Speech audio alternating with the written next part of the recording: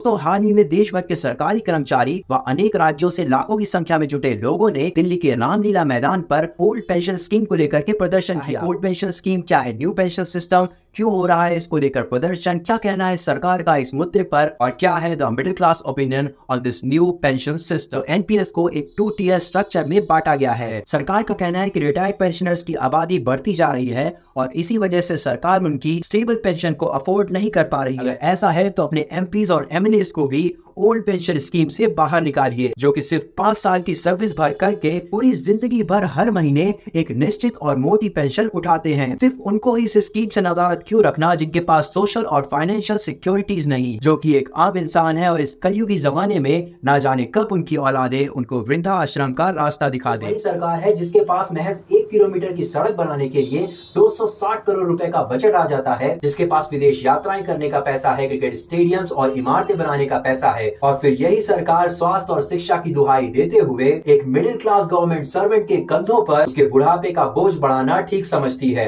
क्या एक आम आदमी की जीविका से बड़े हैं ये शौक आपके? नमस्कार दोस्तों, और आप सबका एक बार फिर से स्वागत है द मिडिल क्लास ओपिनियन पे। दोस्तों, मिडिल क्लास और सरकारी नौकरी ये दो ऐसी चीजें हैं जो एक दूसरे का हाथ थामे चलती है, क्योंकि एक लोअर क्लास से लेकर के मिडिल क्लास फैमिली तक सरकारी नौकरी को किसी बड़े अचीवमेंट से कम नहीं माना जाता। और इसका कारण है सरकारी नौकरी के साथ मिलने वाली लाइफ टाइम सोशल और फाइनेंशियल सिक्योरिटी। और उस सोशल और फाइनेंशियल सिक्योरिटी का सबसे बड़ा कारण है, या कहने की सबसे बड़ा कारण था, रिटायरमेंट के बाद मिलने वाली स्टेबल व इंडिपेंडेंट पेंशन। जी हाँ दोस्तों, तो आइए दोस्तों आज के इस वीडियो में हम बात करते हैं उसी पेंशन के बारे में। दोस्तों, हाल ही में देश भर के सरकारी कर्मचारी व अनेक राज्यों से लाखों की संख्या में जुटे लोगों ने दिल्ली के रामलीला मैदान पर ओल्ड पेंशन स्कीम को लेकर के प्रदर्शन किया, जिसको किसी भी मेन स्ट्रीम मीडिया ने नहीं दिखाया। वो शायद इसलिए क्योंकि शायद ये मुद्दा उनकी और उनकी टीआरपी के लिए उतना मायने नहीं रखता जितना कि एक मिडिल क्लास सोसाइटी के लिए रखता है,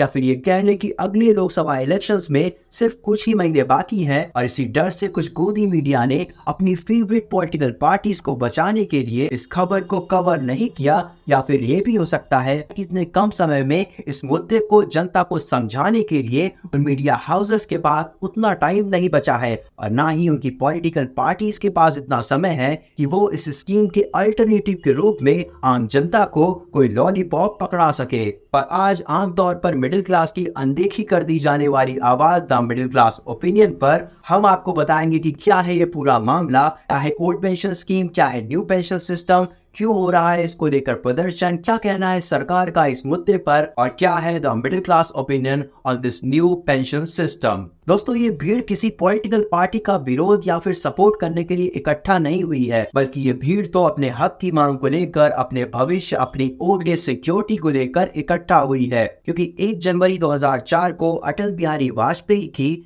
एनडीए सरकार ने ओल्ड पेंशन स्कीम को रिप्लेस करते हुए नेशनल पेंशन सिस्टम यानी कि एनपीएस को इंट्रोड्यूस किया था। दोस्तों, ओल्ड पेंशन स्कीम एक ऐसी पेंशन स्कीम थी जिसके अंतर्गत एक सरकारी कर्मचारी को उसके रिटायरमेंट के बाद उसकी लास्ट विथड्रॉन सैलरी का यानी कि उसकी आखिरी वेतन का 50% पेंशन के रूप में हर महीने दिया जाता था, और जो पूरी तरह से सरकार द्वारा ही पे किया जाता था, और जिसके लिए कर्मचारियों से उनके कार्यकाल के दौरान उनकी सैलरी या फिर उनके वेतन से किसी भी तरह की धनराशि नहीं काटी जाती थी और ना ही उनकी पेंशन पर किसी भी तरह का टैक्स इम्पोज किया जाता था। वह इसके अलावा साल में 2 बार डियरनेस रिलीफ यानी कि डीए भी दिया जाता था। इसके अलावा ओल्ड पेंशन स्कीम में जीपीएफ यानी कि जनरल प्रोविडेंट फंड का भी प्रावधान था, जिसके अंतर्गत एम्प्लॉय से उनके कार्यकाल के दौरान उनकी सैलरी का कुछ प्रतिशत काटा जाता था और रिटायरमेंट के बाद उनकी वही जमा की हुई धनराशि जीपीएफ के रूप में दे दी जाती थी। लेकिन ये सब कुछ सिर्फ और सिर्फ गवर्नमेंट एम्प्लॉयज के लिए था। इसमें कॉर्पोरेट एम्प्लॉयज या फिर अनऑर्गेनाइज सेक्टर के लिए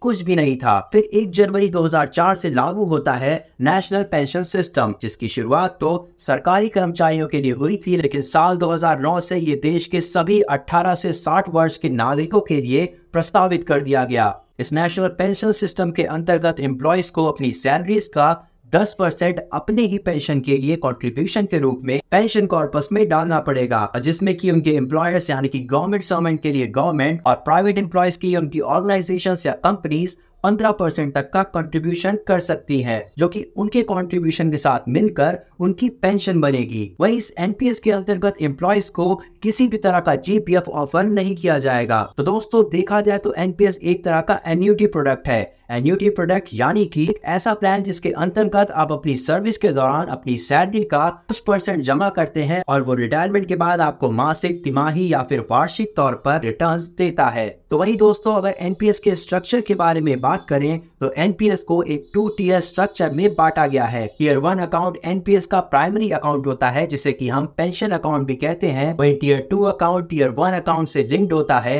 और इन्वेस्टमेंट के पर्पज से यूज होता है। तो एनपीएस के अंतर्गत या तो आप सिर्फ टियर 1 के अकाउंट में इन्वेस्ट कर सकते हैं या फिर टियर 1 और टियर 2 के कॉम्बिनेशन अकाउंट में भी इन्वेस्ट कर सकते हैं। दोस्तों टियर 1 में यूं तो इन्वेस्टमेंट की कोई मैक्सिमम लिमिट नहीं होती, लेकिन 1.5 लाख की इन्वेस्टमेंट और एडिशनल 50,000 की धनराशि इन्वेस्ट करने पर आपकी इस इन्वेस्टमेंट पर टैक्स एप्लीकेबल हो जाता है। वहीं इस अकाउंट में जो एम्प्लॉयर्स अपने कंट्रीब्यूशन देंगे वो पूरी तरह से टैक्स फ्री होंगे। वहीं मेजॉरिटी पर जो पैसे आपको मिलेंगे वो भी टैक्स फ्री होंगे, लेकिन सिर्फ तभी जब 40% की रिटर्न को आप एन्युटी में इन्वेस्ट करते हैं। और सबसे बड़ी बात कि रिटायरमेंट से पहले आप अपने खुद के पैसे को यानी कि इस टियर 1 अकाउंट में जमा किए गए पैसे को किसी भी इमरजेंसी कंडीशन में निकाल नहीं सकते। वहीं अगर टियर 2 की बात करें तो ये अकाउंट किसी म्यूचुअल फंड स्कीम जैसा है। इसमें कोई भी मैक्सिमम इन्वेस्टमेंट लिमिट नहीं है और जब चाहे तब आप अपने पैसे इस अकाउंट से विड्रॉ कर सकते हैं, लेकिन इसमें भी आपकी जमा पूंजी और प्रॉफिट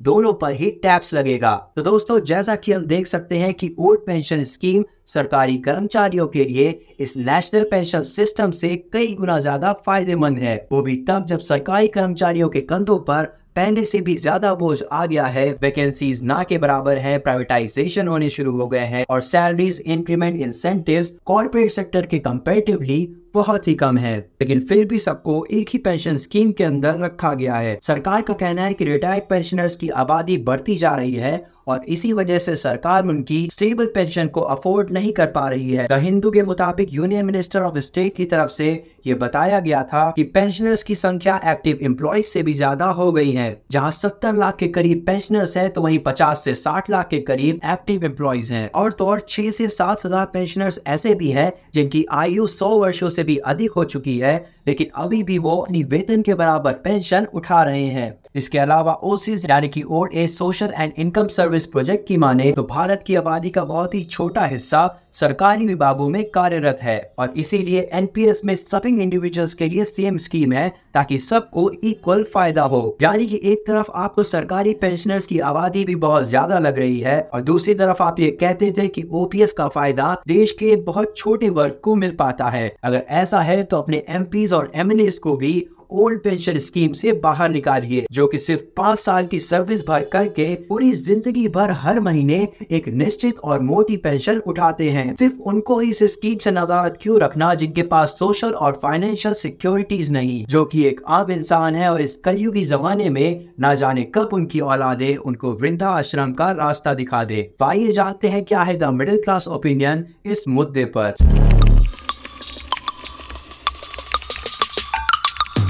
सरकार कहती है कि हमारे पास रेगुलर और इंडिपेंडेंट पेंशन देने के लिए पैसे नहीं है। दोस्तों ध्यान दीजिएगा कि ये वही सरकार है जिसके पास महज 1 किलोमीटर की सड़क बनाने के लिए 260 करोड़ रुपए का बजट आ जाता है, जिसके पास विदेश यात्राएं करने का पैसा है, क्रिकेट स्टेडियम्स और इमारतें बनाने का पैसा है, और फिर यही सरकार स्वास्थ्य और शिक्षा की दुहाई देते हुए एक मिडिल क्लास गवर्नमेंट सर्वेंट के कंधों पर उसके बुढ़ापे का बोझ बढ़ाना ठीक समझती है। क्या एक आम आदमी की जीविका से बड़े हैं ये शौक आपके?